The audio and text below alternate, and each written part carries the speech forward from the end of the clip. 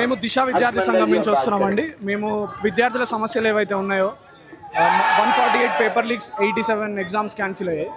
ఈరోజు ఇక్కడ cockroach Janata party ఒక డిమాండ్ ఎత్తుకుంది. ఏం ఎత్తుకుంది? Education minister Dharmendra Pradhan resign చేయాలి. అయితే మేము కూడా ఈ డిమాండ్ సపోర్ట్ చేస్తున్నాం. ఈ విషయంలో కాక్రోచ్ జనతా పార్టీకి సపోర్ట్ చేస్తున్నాం. అయితే మేము ఇక్కడికి వచ్చింది ఇంకో రీజన్ కూడా, కాక్రోచ్ జనతా పార్టీ డిమాండ్లు ఏదైతున్నాయో వాళ్ళ డిమాండ్ల పరిధి ఇంకా దాటాలని కోరుతున్నాం. ఈరోజు మనం చూస్తున్నాం ఇట్లాంటి అవకతవకలు ఎందుకు జరుగుతున్నాయంటే, ఈ విద్యా వ్యవస్థ ఏదైతే ఉందో ఈరోజు లాభాల ప్రధానంగా సాగుతున్న విద్యా వ్యవస్థ కమర్షియలైజేషన్ పూర్తిగా అయ్యి, సో ఇది అంతమైతే తప్ప మనకు ఈ అవకతవకలు ఆగవు. సో ఈరోజు మేము డిమాండ్ చేస్తుంది ఏంటంటే, సొసైటీ నుంచి, గవర్నమెంట్ నుంచి free and equal education for all. ఏదైతే ప్రైవేటైజేషన్ ఆఫ్ ఎడ్యుకేషన్ ఉందో ఇది ఎండ్ అవ్వాలని కూడా కోరుతున్నాం ఈ వేదికతో.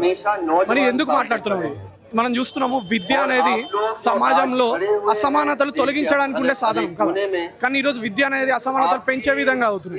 ఎక్కువ డబ్బులు ఉన్నవాడికి ఎక్కువ మంచి విద్య, లేనివాడికి 90,000 గవర్నమెంట్ స్కూళ్ళు తీసేయడం జరిగింది.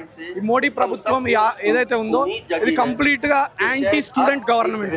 మనం చూడొచ్చు, మనము చూడాలి. ఈ నీట్ పేపర్ లీక్ అయింది, దాన్ని ఇన్వెస్టిగేట్ చేస్తే దొరికింది ఎవరు? ఒక RSS కార్యకర్త దొరికింది. అతను వాళ్ళ 5 పిల్లలకి ఎవరి కోసం అని చెప్పి లీక్ చేశాడు. మనం ఇంకొక విషయం ఏంటంటే, ఈ ఎగ్జామ్స్ కండక్ట్ చేసే ఏజెన్సీలు ఏవైతే ఉన్నాయో గ్లోబల్ అయినా టెక్నాలజీ, అది ఇంతకు ముందు తెలంగాణలో కూడా వాళ్ళు ఒక కండక్ట్ చేసి వాళ్ళు అవకతవకలు చేశారు. అట్లాంటి వాళ్ళకి మళ్ళీ అవకాశం ఎట్లా వచ్చింది? అది కూడా నీట్ కండక్ట్ చేసే అవకాశం ఎట్లా వచ్చింది అంటే, ఆ సంస్థకి టీఎం పై అని ఒక వ్యక్తి దానికి అసోసియేట్ అయి ఉన్నాడు. అతను PM మోడీకి అత్యంత సన్నిహితుడు. అంటే ఎన్నో కోట్ల కుంభకోణం దీని వెనకాల దాగుంది. వీళ్ళ ప్లాన్ ఏంటంటే, RSS BJPది మొత్తం డాక్టర్లు, ఇంజనీర్లు అంతా కూడా వాళ్ళ చదువురాని సన్నాసులు RSS ఉంటారు కదా, వాళ్ళే నిండిపోవాలని వాళ్ళు కోరుకుంటున్నారు. మనం దీనిట్లో చూస్తూ ఆగితే వ్యవస్థ అనేది పూర్తిగా కుప్పకూలిపోతుంది. మనకు ఒక మంచి డాక్టర్ కనిపించాడు, ఒక ఇంజనీర్ కనిపించాడు, ఒక లాయర్ కనిపించాడు, ఎవరు కనిపించారు. సో ఇదైతే మతోన్మాదం ఇది వ్యాపించవేసి మొత్తం మత సామ్రాజ్యంగా మార్చాలనే BJP RSS కుయుక్తులు ఉన్నాయో వీటిని ఈరోజు మనం ఎట్టి పరిస్థితుల్లో ఎండగట్టాలి. ఇంత కష్టపడి చదువుతున్నాం మనం, సాధ్యమవుతుంది. ఈరోజు మనం చూస్తున్నాం ఇంతమంది బయటికి వచ్చాం. ఇంతకు ముందు భయపడుతుండే జనం, ఇది ఏదైతే ఉందో మతం మీద నడుస్తుంది కదా అని చెప్పి. మతం అని ఎన్ని రోజులు సాగతిస్తారు? కుదరదు. ఇప్పుడు విద్యార్థులు CBSE ఆఖరికి 10వ తరగతి వాళ్ళని కూడా వాళ్ళు ఇబ్బందులు పెడుతున్నారంటే మనం అర్థం చేసుకోవాలి. ఇంకా నిన్నటికి నిన్న తేలింది ఏంటంటే, CUET ఎగ్జామ్ లో కూడా అవకతవకలు జరిగినాయి. సపరేట్ గా ఎవరికో తెలియకుండా ఇంకో బ్యాచ్ కి ఎగ్జామ్ కండక్ట్ చేసిందంట.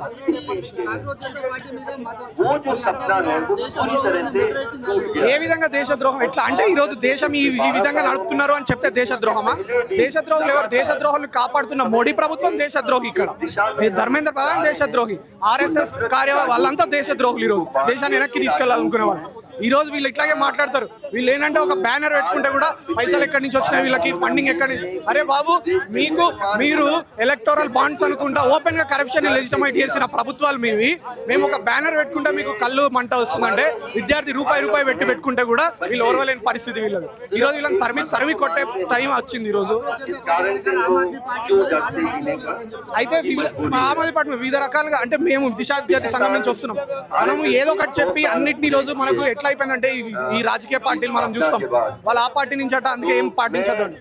మరి ఈరోజు BJP పార్టీలు ఎవరున్నారంట? సగం మంది ఒకప్పుడు కాంగ్రెస్ వాళ్ళే కదా. మనం చూసినాం చడ్డా ఎక్కడి నుంచి వెళ్ళిండు, ఆప్ నుంచి వెళ్ళిండు కదా. వీళ్ళందరూ కూడా వాళ్ళకందరికీ ఒక పార్టీ హిస్టరీ వాళ్ళు ఒప్పుకున్నారు. సో మేము దిశ విద్యార్థి సంఘం నుంచి మేము పూర్తిగా కాక్రోచ్ జనతా పార్టీ ఈ ఏదైతే డిమాండ్ ఎత్తుకున్నారో దాన్ని మేము సపోర్ట్ చేస్తున్నాం. మనం పూర్తిగా అన్ని ఎలక్టోరల్ పాలిటిక్స్ దిశలోనే వెళ్ళొద్దు. ఏదైతే సమాజం నుంచి వచ్చే డిమాండ్స్ ఉంటాయో ఇవి కూడా అప్పుడప్పుడు ఒక రూపం దాల్చుకుంటాం. మనం అది గుర్తించాల్సిన అవసరం ఉంది. మనం ये पहली बात। और दूसरा उन्होंने कहा कि क्योंकि गांधी जी कहते थे कि ईश्वर और अल्लाह एक ही है, అది టైం విల్ టెల్ అంతే. అది మనకు కాలమే చెప్తుంది. మనం ఈరోజు చూస్తున్నాం, ఈరోజు అన్ని సంఘాలు వచ్చినాయి, ఇక్కడ అన్ని వచ్చాయి. మనం అంటుంది ఏంటంటే, ఇక టైం గడిచిపోయింది. ఈరోజు రోడ్ల మీదకి వచ్చే టైం వచ్చేసింది. ఈ రోజు కూడా మనం మేల్కొనాలి. మేల్కొనకుండా ఇది ఏదైతే వీళ్ళు BJP కాంగ్రెస్ వీళ్ళు పుట్టించే ఉంటాయో, ఇది కూడా ఇట్లనే, అది కూడా ఇట్లనే అని అంటూ ఉంటే ఏమీ చేయలేం. ఈ నిరాశావాదం ఏదైతే ఉందో ఇదే ఆ పాలక వర్గాలు కోరుకునే. మనం మొత్తం నైరాశ్యంకి గురయ్యి ఏం చేయకుండా వాళ్ళు చేసే అవకతవకలకి ఊగొడుతూ ఉండాలని మనం ఇది వదులుకోవాలి. ఈ రోజు నిజంగా తప్పు జరిగితే ప్రశ్నించాలి, ముందుకు రావాలి.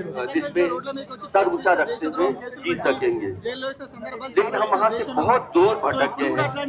आज बुलडोजर మేము తెగించి వచ్చినాం అందరూ. ఇక్కడ వచ్చిన వాళ్ళందరూ తెగించే వచ్చారు. ఎంతమంది నన్ను వేస్తారు. దేశం అంటే ఎవరు? మేము. అంటే దేశద్రోహులు అంటే ఈ రోజు ఆ టీఎం పై ఇట్లాంటి ఆర్ఎస్ఎస్ కార్యకర్తలు చేసే అన్యాయాలను ప్రశ్నిస్తే దేశద్రోహం. అట్లంటే దేశద్రోహులు మేము అందరం వెళ్ళిపోతాం. ఎక్కడికన్నా ఎలాంటి తెగిస్తాం మేము ఈ రోజు.